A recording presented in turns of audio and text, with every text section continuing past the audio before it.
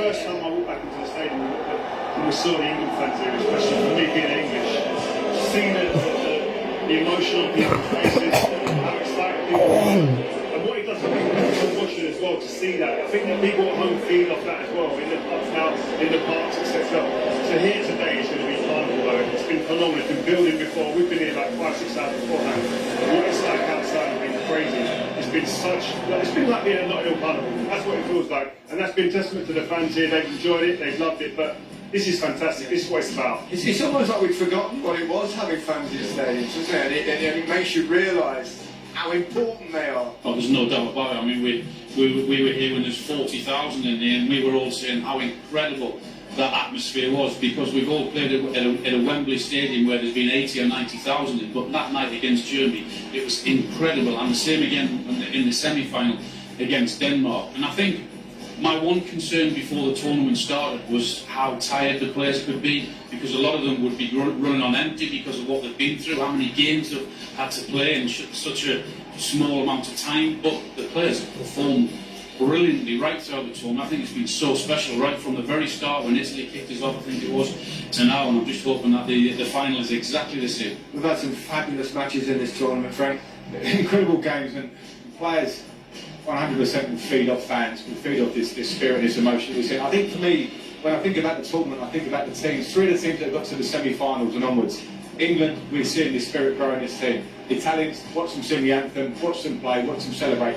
Denmark, for reasons that we didn't want, but look how that brought them together. Look at the game when they qualified for their group, and that atmosphere looks incredible there. Fans being back just raised the game to a different level. Certainly has, no question about that. Gareth Southgate has already notched up 8 wins at major tournaments, equalling the record of Sir Alf Ramsey. Many big names were called in the meantime, but the weight of expectation broke even the biggest of characters. Impossible job? Felt like it.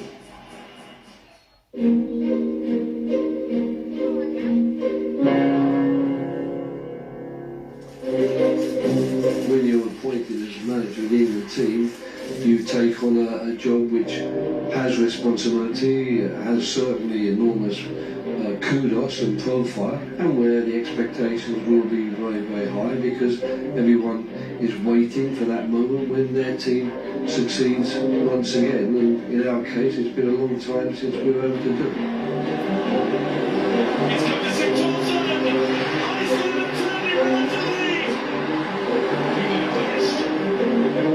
Fantasma che torna, questo 66 sempre, è il tempo che passa e non si raggiunge ancora l'obiettivo.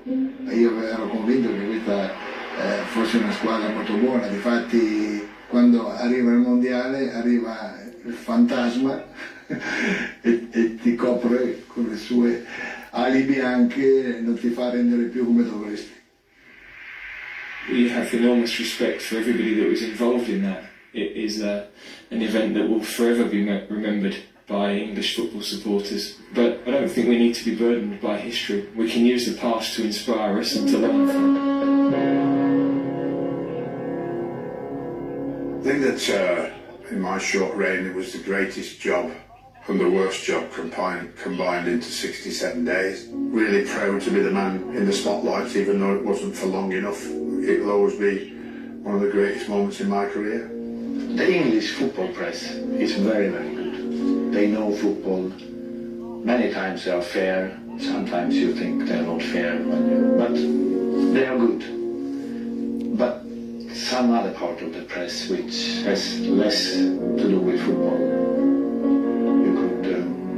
you will easily live without them. Now, final preparations for the World Cup are underway, and the England manager has been making the headlines. But it has nothing to do with football. Off the pitch, yeah, I could have lived another life and more quiet. But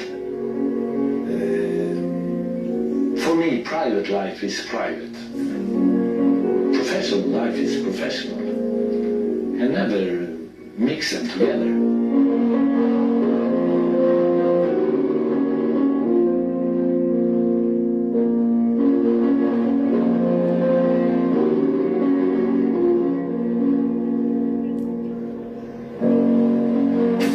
Obviously, you know, I hadn't crowned myself in glory, I admit that. What really followed was that,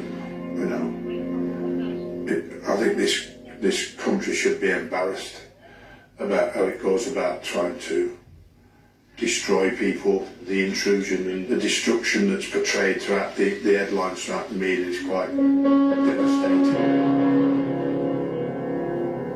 We haven't managed to find a way of helping our players come to terms with the incarceration that being part of a national team and a football tournament actually brings with it. Non è un sacrificio, non è una prigione. Le altre squadre stanno in ritiro, lavorano, fanno, vincono e non trovano questi scusanti. Sono le scusanti dei perdenti.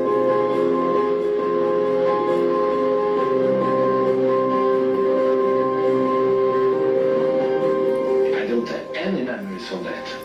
I heard it some month ago maybe, and I mean we're talking about 2006. All the players you pick for a World Cup, what do they want to do? They want to win the World Cup. And they are prepared to do whatever you ask them to do it. So I didn't have that feeling at all.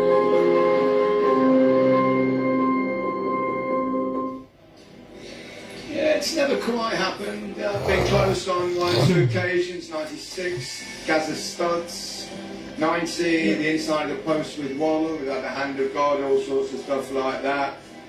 Metatarsals, various players getting injured at various points. But why do you think? I saw that quote from you there. Come on, club rivalries. That's the same everywhere in the world. Why would that? Is that? It's like that Capello said. Is that just an excuse?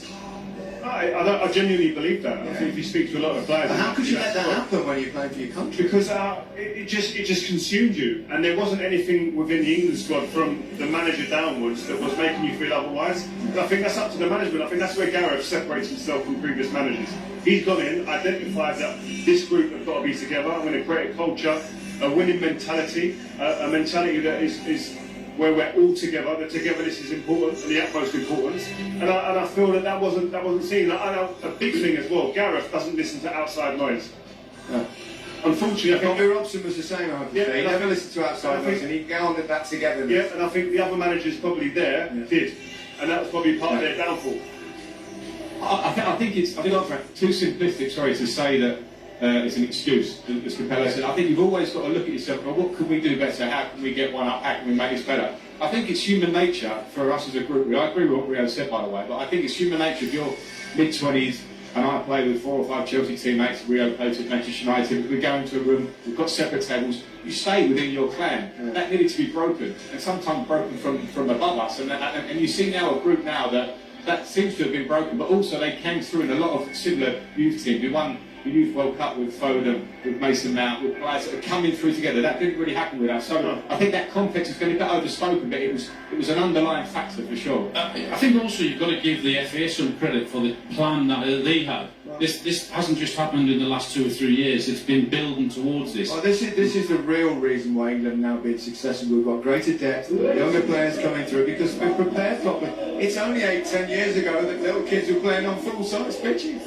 No wonder they just humped it. And we've got a magnificent training complex, which is everything that's built out of. We've got a smart, intelligent manager who understands what it takes to play for your country, who understands he's played under very, very good managers. He knows what it takes, and he's been a part of that, and he knows how to break the clicks. He knows how to make everyone feel involved. And it's noticeable that even after games, he's first to mention the guys that haven't played, just to keep them involved, just to make them feel part of that squad. And it's such a special feeling because being away for 5 weeks in a bubble like these guys have had, it's not easy. It's fun. And he's made it. Gareth has made it fun, and they're getting their rewards now. And it's great to see. I mean, look at the job that Gareth has done, where he took over, where they were. I mean, look after 2016, then to 2018, 3 years ago, he gets us to a semi-final of the World Cup.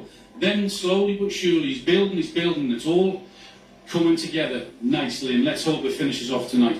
I think a big part of also this success here, yes, the underlying stuff that you spoke about from the FA, but also there's 9 players here that have won a tournament with England as kids. not many kids, and not the youth teams, etc., had won anything really before that in our generation. So you look at these guys; they understand and know how to win in an England shirt. And history shows you the countries that have had success at youth level Spain. go on to get success. Well, France. Argentina, France, many more, Germany as well, do go on to be very competitive in tournaments, and that's what we're now finding out with England. We don't know whether they'll win, but they're being competitive. Anyway, the teams are out, so let's bring those to your attention. Just the one change, Trippier has come in for Saka, which obviously means a change of system. You can see for yourself there, England reverting to that back three that was successful against Germany. As for Italy, they are unchanged from the side that beat Spain on penalties, and no big surprises there. I suppose the one thing we'll talk about is that Saka out, Trippier in, change of system. Surprised? Not really, no, because Gareth has proved in the past that he's not afraid to make big decisions and to change the team around. He's done exactly the same this evening. He'll expect Trippier to get forward very much like Saka did, because I think that's one area of the pitch where we can cause them problems in and behind Emerson. Yeah. Is the danger of this big three at the back turning into a five at the back? That's always the question with this system, Frank. One you've played obviously many times when you were manager at Chelsea. And Gareth won't want it to be like that. There'll be times when you have to be a five, and times, especially when you have the ball, can you make it a three? And I think Gareth's looking at the Italian team, and they want you to play centrally. They want you to play through midfield where they have a lot of numbers. If we can stretch them with our width, if we can entice players out of areas, and then we have Mount and Sterling in and around their two centre backs. I think it's a clever call from Gareth. We have to see how it plays out, but I understand the thinking. Yeah. Thoughts on it overall? Yeah, listen, I think the biggest strength of this team is that Gareth doesn't know his best 11. So that makes it difficult for the opposing manager. Well, he seems to know his best 11 for whatever teams he plays against. You let me finish, Gary. But that's where I was coming to. That's his strength. Not knowing the best 11, that's now the strength of his team. And he's very adaptable, being able to go from one formation to the other, change personnel seamlessly. That is where the strength lies for this squad. I think if he's still level at 60, 65 minutes, he won't be too disappointed, because you can see the ammunition on the bench. No, but we'll be awfully tense if one manager who certainly didn't make a bad job of things was Sir Alf Ramsey. Sadly, just 4 of the team who won the World Cup here at Wembley are still with us, but what the boys of 66 achieved that day will never be forgotten. I think with all sincerity that we shall win the World Cup in 1966. He'd always make a point of coming round and thanking every player. And I put me on, I said, "I'll see you off." He went, "Will you?" And he didn't want me to go away thinking he's had a good game, he thinks he's going to get picked for the next match. You were frightened to death, really.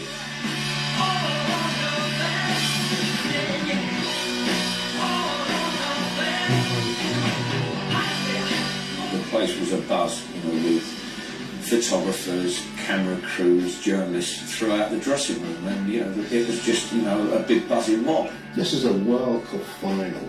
The dressing room was tense. The tension in the players, I wouldn't have thought has been relieved at all. I failed to overcome it in myself, so how can you overcome it in players? Believe me, my goodness me, the whole heart was pumping, and the nervous system was going, everything was going. I shouted, "Leave it," and Ray, don't know why, headed it, and it dropped straight to Alan.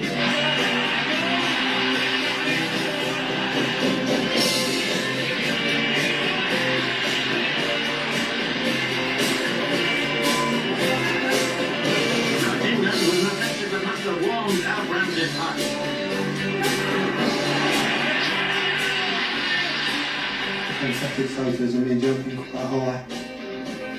Jet ski. Like that. 1 minute to go, the 60